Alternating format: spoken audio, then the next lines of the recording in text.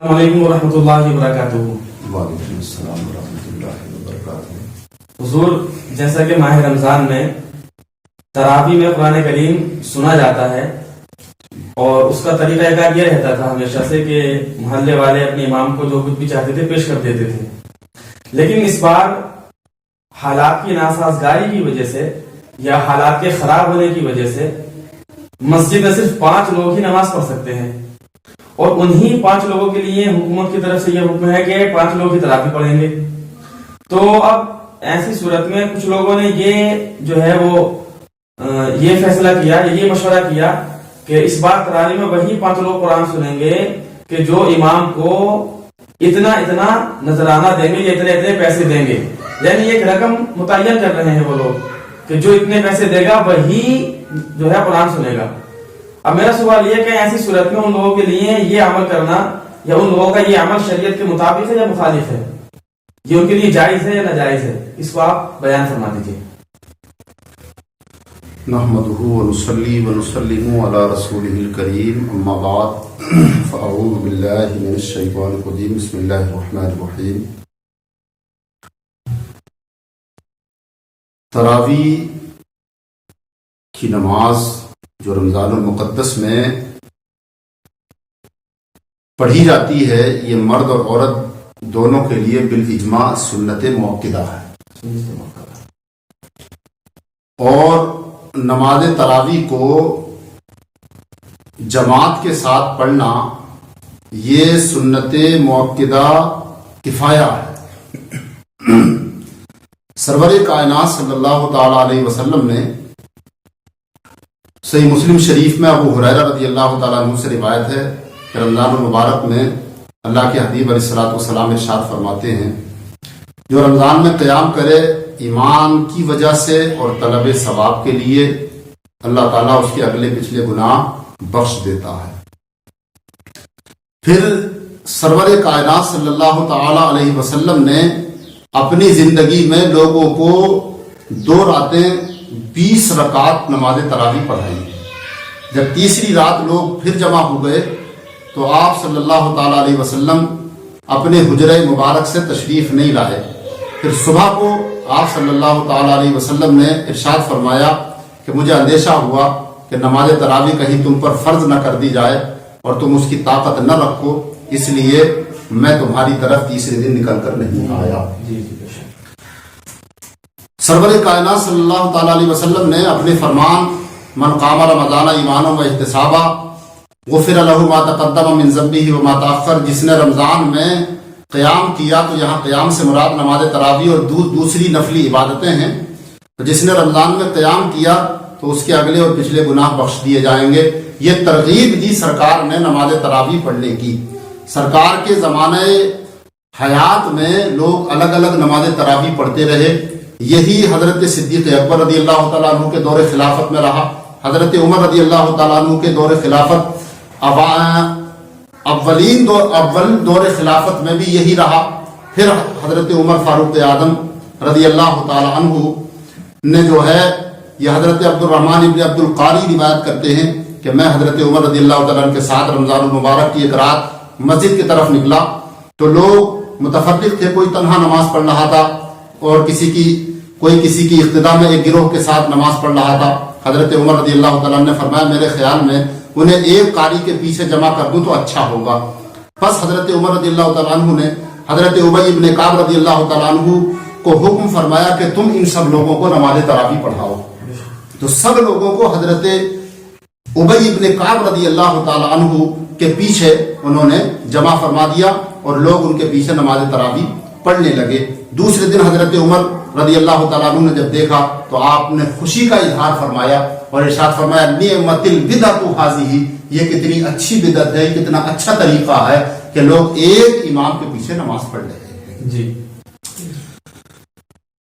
جب سے نماز تراویح امام کے پیچھے پڑھی جاتی ہے، اس سلسلے میں نماز تراویح کے تعلق سے کئی مسئلے جو ہیں وہ یہاں پر ہمارے سامنے ہیں۔ ایک تو یہ کہ مرد اور عورت دونوں کے لیے بالاجماع یہ سنت موقدہ ہے، اس کا ترک جائز نہیں ہے۔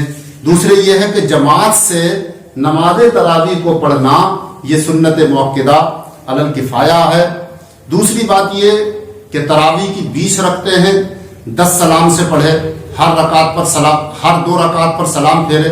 और अगर किसी ने 20वीं रकात पढ़कर आखिर में सलाम फेरा तो अगर हर रकात पर कायदा करता रहा तो हो जाएगी, मगर कराहत के साथ होगी। और अगर कायदा नहीं किया था तो सब सारी 20 की 20 रखते हैं, 2 रकत के कायम मकाम होंगी। तरावी की नमाज में एक बार कुरान मजीद का ख़त्म करना सुन्नत मुअक्किदा है और 2 मरतबा अफजल है, और 2 मरतबा फजीलत रखता है और 3 मरतबा अफजल है। लोगों की सुस्ती की वजह से ख़त्म को तर्क ना करे।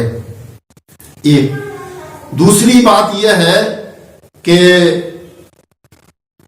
जैसे कि मैंने बताया कि तरावी की जमात सुन्नत मुअक्किदा किफ़ाया है कि अगर मस्जिद के सब लोग छोड़ देंगे तो सब गुनाहगार होंगे, और अगर किसी एक ने घर में तन्हा पढ़ ली तो लोग गुनाहगार नहीं। मगर जो शख्स मुक्तदा हो कि उसके होने से जमात बड़ी होती है और छोड़ देगा तो लोग कम हो जाएंगे, उसे बिला उज़्र जमात छोड़ने की इजाजत नहीं है। तरावी मस्जिद में जमात के साथ पढ़ना अफजल है। अगर घर में जमात से पढ़ी तो जमात के तर्क का गुनाह ना हुआ, मगर वो सवाब नहीं मिलेगा जो मस्जिद में नमाज पढ़ने का था। दूसरी बात यह है कि अगर आलिम हाफिज भी हो तो अफजल यह है कि खुद पढ़े, दूसरे की इक्तिदा ना करे। और अगर इमाम गलत पढ़ता हो तो मोहल्ले की मस्जिद छोड़कर किसी दूसरी मस्जिद में जाने में हरज नहीं है।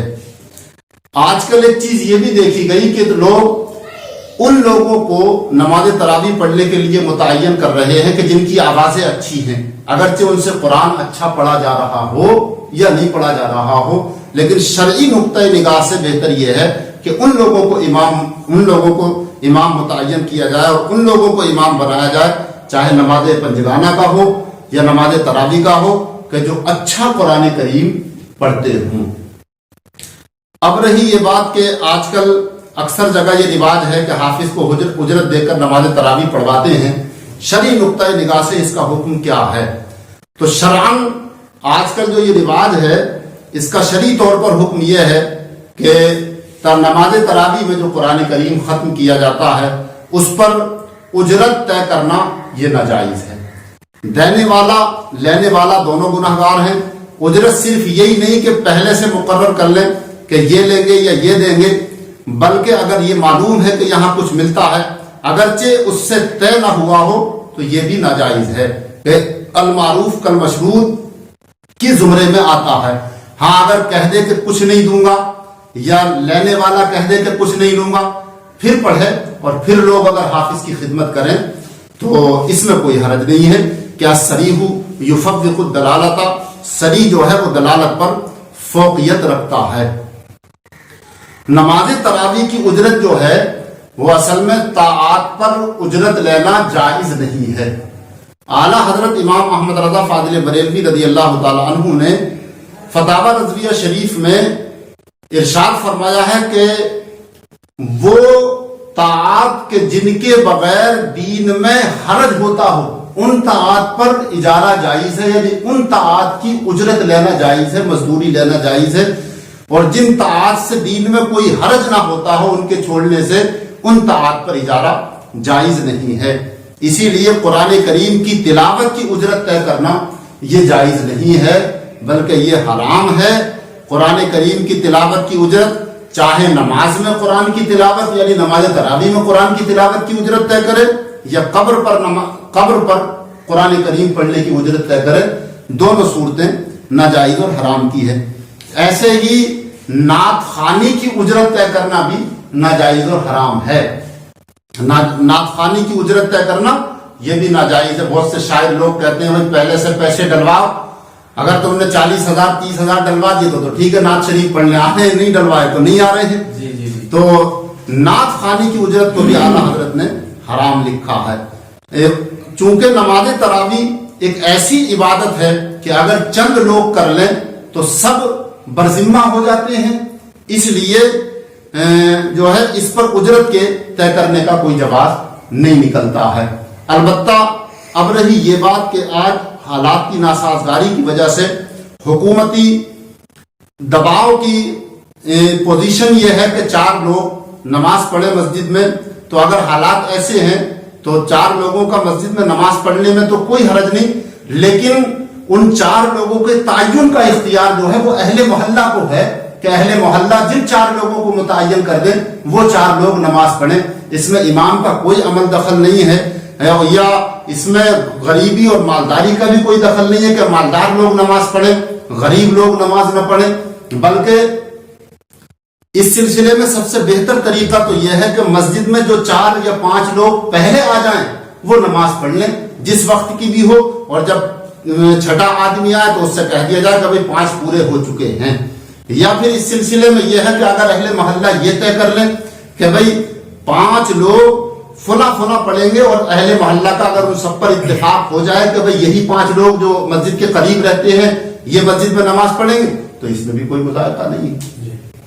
لیکن یہ کہنا کہ صاحب جو امام صاحب کے پیسے دے گا نماز تراویح کے وہی نماز تراویح پڑھنے آئے گا، اس طرح کی شرط لگانا ٹھیک نہیں ہے، اور اسلام میں اس طرح کی شرطیں جو ہیں غلط ہیں، یہ شریعت اس کی اجازت نہیں دیتی ہے، بلکہ نماز تراویح حالات کے دباؤ میں جو لوگ بھی پڑھیں، امام صاحب کو جو بھی نمازنا چاہے وہ نماز تراویح پڑھے نہ پڑھے وہ نواز سکتا ہے، نہیں نوازنا چاہے تو کسی پر کوئی دباؤ یا کسی پر کوئی زیادتی نہیں ہے۔ اس سلسلے میں شریعت نے بالکل اختیار دیا ہے کہ آدمی چاہے نماز پڑھے اور نماز پڑھنے کے بعد میں امام کی خدمت جو بھی اس کی حسب حیثیت کر سکتا ہے کرے، اور اگر نہیں کر رہا ہے تو کوئی زور یا زبردستی سے اس سے خدمت کرانا جائز نہیں ہے، بلکہ اس پر جو ہے دباؤ ڈال کر پیسے لینا، امام کی مطلب یہ ہے کہ اجرت کے یا مطلب نماز تراویح کے سلسلے میں دباؤ ڈال کر اس سے پیسے لینا یہ بھی جائز نہیں ہے، بلکہ یہ زیادتی ہے، ظلم ہے، اللہ تعالیٰ اس سے محفوظ فرمائے۔